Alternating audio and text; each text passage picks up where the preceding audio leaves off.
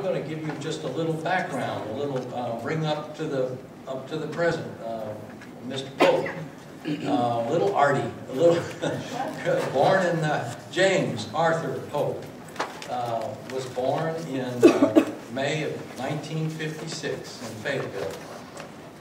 Moved to Raleigh, young age, moved on Glenwood Avenue with the father, and he had a sister and a brother in a big mansion, or big house, the big house, next to the country club on Glenwood Avenue. Actually, I think it's owned by Wallace and Jeanette Hyde now. It's a big place. And this was 1956 when he was born, so this is the Leave It to Beaver time. And he had a brother, the athlete, and he was kind of a geekish sort of guy, it seems like.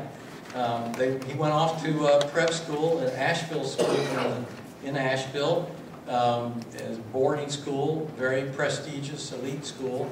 And he got very much immersed in the political philosophy, the kind of libertarian, right-wing, freedom, up by your bootstraps. I mean, it's very ironic, of course.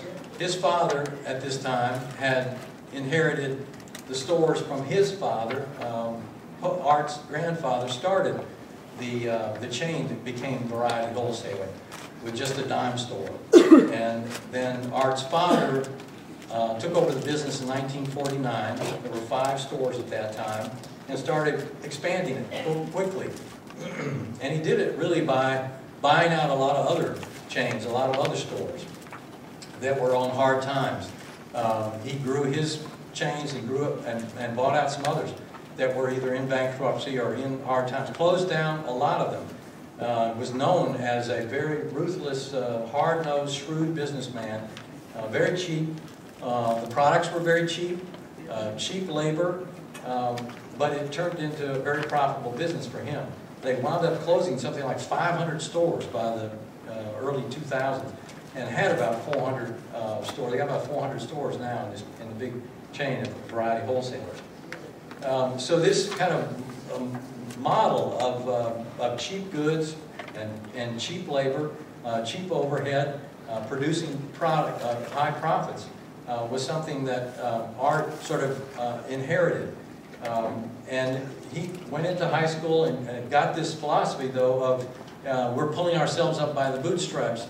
The kind of a libertarian philosophy. Actually, when he graduated from high school, went to UNC and started the Libertarian Party, still the North Carolina Libertarian Party.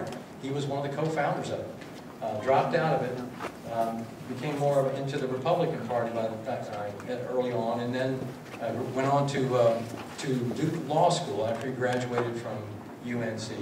Got his law degree in 1981.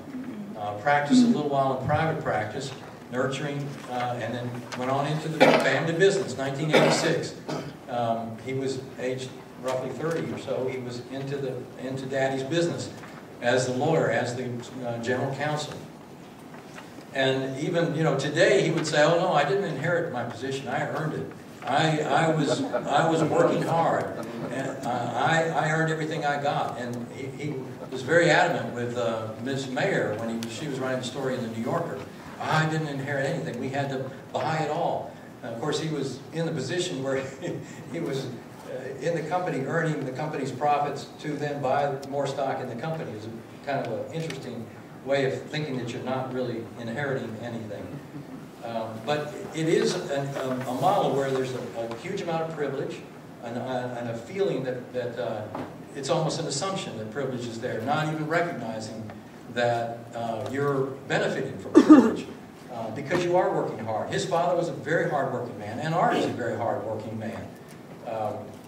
But yet, they don't seem to recognize that other people don't have those kind of connections that he had, so he could just fall into Daddy's business. He got involved, as I say, in politics, really was bitten by the political bug. And it bit him hard. He is a driven man with a political mission. This ideology of this laissez-faire capitalism, pull yourself up by your bootstrap, libertarian thought. He took that on into his sense of what the Republican Party ought to be doing. He ran for the State House in 1988, served a term, and then he ran for the for lieutenant governor, age 36. Bold man, jumping into the primary and sort of shocked some of the other Republicans. But with Daddy's money, he made his way, and he won the nomination. Most of the money in the campaign came from the family. There were $330,000 in family money put into the campaign. So Art became the Republican nominee for lieutenant governor in 1992. He was beaten by Dennis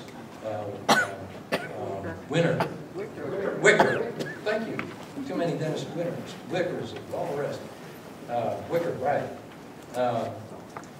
He licked his wounds. You know, he's used to kind of pushing, and losing. And he kept pushing.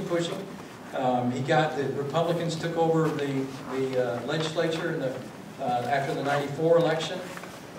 He got involved in trying to help them run the show.